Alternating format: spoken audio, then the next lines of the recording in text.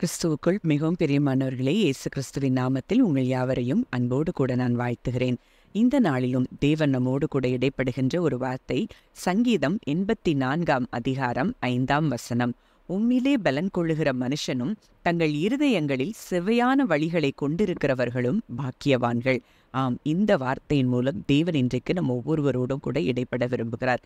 இந்த வார்த்தை சொல்லுகிற காரியத்தை நம்ம பார்த்தோம் அப்படின்னா, அவரிலே பலன் கொள்ளுகிற மனுஷன். அப்போ தன்னுடைய பலனை சார்ந்து அல்ல, அவருடைய வல்லமை எவ்வளோ பெருசு, அவருடைய சத்துவத்தின் வல்லமை எவ்வளோ பெருசு, அவருடைய மகிமை எவ்வளோ பெரிது என்பதை அறிந்து அவரை சார்ந்து இருக்கிற மனிதன், அவரிலே பலன் கொள்ளுகிற மனுஷன் யாரா?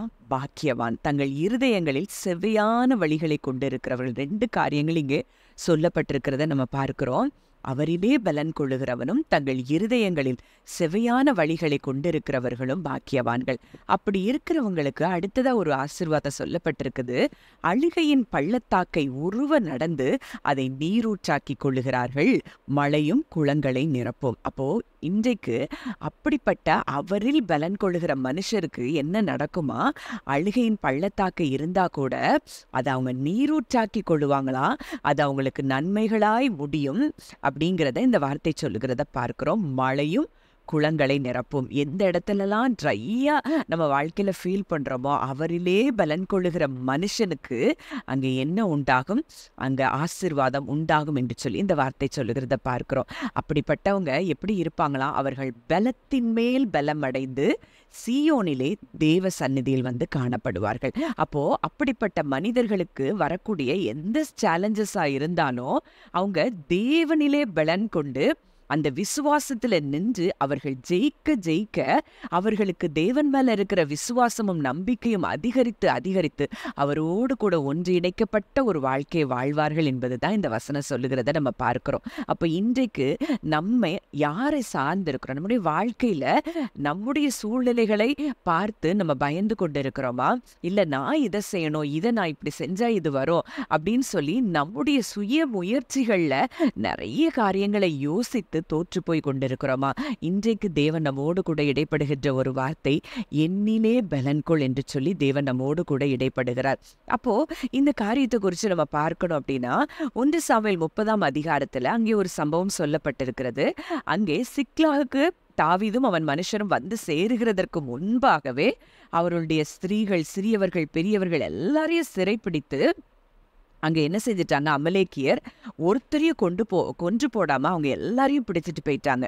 அப்போ அங்க தாவீதும் அவன் மனுஷரும் அங்க வந்தப்போ அங்க அக்கினியினால் அந்த பட்டணம் சுட்டெரிக்கப்பட்டிருக்கிறதையும் தங்கள் பிள்ளைகள், மனைவிகள் எல்லாரும் சிறைப்பிடித்து கொண்டு போகப்பட்டதையும் பார்த்த பொழுது தாவீதும் அவன் கூட இருந்த ஜனங்களும் அழுகிறதற்கு பலனில்லாமல் போக மட்டும் சத்தமிட்டு அழுதார்கள். கொஞ்சம் இந்த சூழ்நிலையை நம்ம யோசித்து பார்த்தோம்னா, அந்த காரியம் எவ்வளவு பயங்கரமான ஒரு காரியம். நம்ம காலையில வீட்டுக்கு வெளியில போயிட்டு வீட்டுக்கு வரும்போது வீட்டுல ஒருத்தருமே இல்லை, வீடு சுட்டெரிக்கப்பட்டிருக்கு, பிள்ளைகள் எல்லாரும் கொள்ளையாடி கொண்டு போகப்பட்டாங்கன்னா நம்ம நிலைமை எப்படி இருக்கும்? அதை கொஞ்சம் நம்ம இமேஜினேஷன் பண்ணும்போது அங்க தாவீதினுடைய வலி நமக்கு தெரியும். தாவீதும் அவன் கூட இருந்த மனுஷருக்கும் அன்றைக்கு ஒன்றுமே வாழ்க்கையில ஒரு மிகப்பெரிய வெறுமையை அவங்க சந்திக்கிறத நம்ம பார்க்கிறோம்.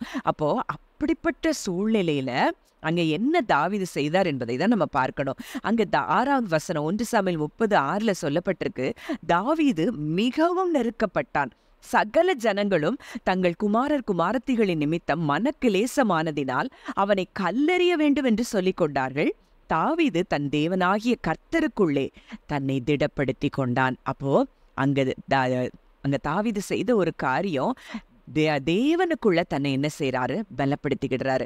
அங்க பயங்கரமான நெருக்கம் சூழ்ந்து இருக்கிறவங்களும் அவனை கல்லெறிய வேண்டும் என்று சொல்ற அந்த சூழ்நிலையில தாவீதோ, என் தேவன் என்னை கைவிட மாட்டார், என் தேவன் எனக்காக எல்லாவற்றையும் செய்து முடிப்பார் அப்படின்னு சொல்லி கர்த்தருக்குள்ளே தன்னை திடப்படுத்தி கொண்டாராம். அதனாலதான் அங்க அதுக்கப்புறம் நம்ம பார்க்கிறோம், அங்க ஆண்டவர்கிட்ட அவர் கேட்கிறாரு, நான் அந்த தண்டை பின்தொடரலாமான்னு கேட்கிறப்போ ஆண்டவர் சொல்றாரு, நீ அதை பிடித்து சகலத்தையும் திருப்பிக் கொள்வாய். அப்ப இன்றைக்கு தேவன் உங்கள்கிட்ட நேரடியா பேசுறாரு. என்னிலே நீ பலன் கொள்ளும் போது, என்னுடைய வல்லமையில நீ தரித்திருக்கும் போது நீ சகலத்தையும் திருப்பிக் கொள்வாய். அப்ப இன்றைக்கு உங்க சுய முயற்சியில வாழ்க்கையில எத்தனையோ காரியங்கள்ல போராடி கொண்டிருக்கிறதை இன்றைக்கு ஆவியானவர் மூலம் நான் பார்க்கிறேன். ஆனா இன்றைக்கு இல்ல, உங்க நம்பிக்கை உன் சுய புத்தியின் மேல் சாயாமல் உன் முழு இருதயத்தோடும் கர்த்தர் பேரில் நம்பிக்கையாயிருந்து அப்படின்னு சொல்லி நீதிமொழிகள்ல நம்ம பார்க்கிறோம். அப்படிப்பட்ட மனுஷர்களுக்கு அவர்கள் வழிகள் வாய்க்கும். அப்போ இன்றைக்கு தேவன் அவரிலே நம்ம பலன் கொள்ளணும் அப்படின்னு சொல்லி அவர் விரும்புகிறத நம்ம பார்க்கிறோம்.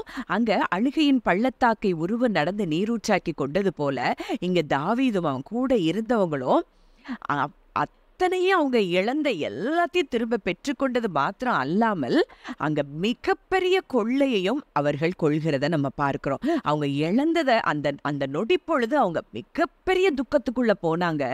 ஆனா கர்த்தருக்குள்ளே அவர்கள் தாவீது பலப்பட்டதினால அங்க நீரூற்றாக்கி கொள்ளுகிறதை நம்ம பார்க்கிறோம். அப்ப இன்றைக்கு நம்ம யாரில் பலனை கொள்ளுகிறோம், யாரை நம்புறோம்? நிறைய நேரங்கள்ல நம்ம ஜெபிக்கிறோங்கிற பேர்ல எத்தனையோ கவலைகளை வைத்துக்கொண்டு அழுது கொண்டு புலம்பிக் கொண்டு இருக்கிறோம். ஆனா இல்லை, என் தேவன் எனக்காக இதை செய்து முடிப்பார், நான் அவருக்குள்ள நான் பலப்படுறேன், அவர் எனக்காக எல்லாவற்றையும் முடிப்பார்னு சொல்லி நீங்க அவருக்குள்ள நீங்க பலப்படும் போது தேவன் நிச்சயமாய் உங்க அழுகையின் பள்ளத்தாக்கை அதை நடந்து நீங்க நீரூற்றாக்கி கொள்ளுவீங்க. மழையும் குளங்களை நிரப்பும். அப்போ தாவீதுக்கு அப்படி செய்த தேவன் அவர் உண்மையுள்ளவராய் இருப்பார். நான் இன்றைக்கு நம்ம ஒவ்வொருவருக்கும் இந்த வார்த்தையை நம்ம அப்படியே நம்ம லைஃப்ல நம்ம ஃபாலோ பண்ணணும். அப்படின்னா இழந்த சகலத்தையும் திரும்ப பெற்றுக்கொள்ளுகிறது மாத்திரமல்லாமல் ஆசீர்வாதங்களையும் திரளாய் பெற்றுக்கொள்ளும். அதான் எபேசியர் 6:10 நம்ம பார்க்கிறோம்.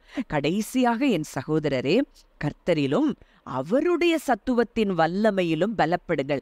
நீங்க நினைக்கிற காரியம், நீங்க நினைக்கிறீங்க நான் இதை எப்படியாவது இதை சாதிக்கணுமே முடிக்கணுமே, நம்ம பலன்ல எதையும் சாதிக்க முடியாது. அவர் வல்லமையில நம்ம பலப்படும் போது நம்ம எல்லாவற்றையும் ஜெயித்து கொள்ளலாம் என்பதை இந்த வார்த்தையின் மூலம் அறிந்து கொள்ளுகிறோம். ஜெபிக்கலாம். நல்ல தகப்பனே, நன்றியோடு உம்மை துதிக்கிறோம், ஸ்தோத்தரிக்கிறோம். அப்பா தகப்பனே, கேட்ட இந்த வார்த்தையின்படி அப்பா நாங்கள் ஒவ்வொருவரும் உம்மிலே பலன் கொள்ள, உம்மிலும் உடைய சத்துவத்தின் வல்லமையிலும் நாங்கள் பலப்பட என் தகப்பன் எங்களுக்கு உதவி செய்வீராக. ஆவியானவர் எங்களுக்கு உதவி செய்வீராக. அது நிமித்தம் எங்களுடைய அழுகையின் பள்ளத்தாக்கை நாங்கள் உருவ நடந்ததை நீரூற்றாக்கி கொள்ள தகப்பன் எங்களுக்கு கிருபை தருவீராக. நாங்கள் பலத்தின் மேல் பலனடைய சீயோனிலே உடைய சந்நிதியிலே உமோடு கூட உறவாடுகிற அந்த ஐக்கியத்துல என்றென்றைக்கும் இந்த பூமியில இருக்கும் போதே அப்படி ஒரு வாழ்க்கையை நீங்க கொடுத்திருக்கிறீங்கப்பா. அப்படிப்பட்ட ஒரு ஐக்கியத்துக்குள்ளே நாங்கள் வர கர்த்தர் எங்களுக்கு கிருபை செய்வீராக. கர்த்தர் அப்படியே எங்களுக்கு செய்கிறபடியினால் நன்றி செலுத்துகிறோம். இயேசுவின் மூலம் கேட்கிறோம், ஜீவனுள்ள நல்ல பிதாவே, ஆமென்.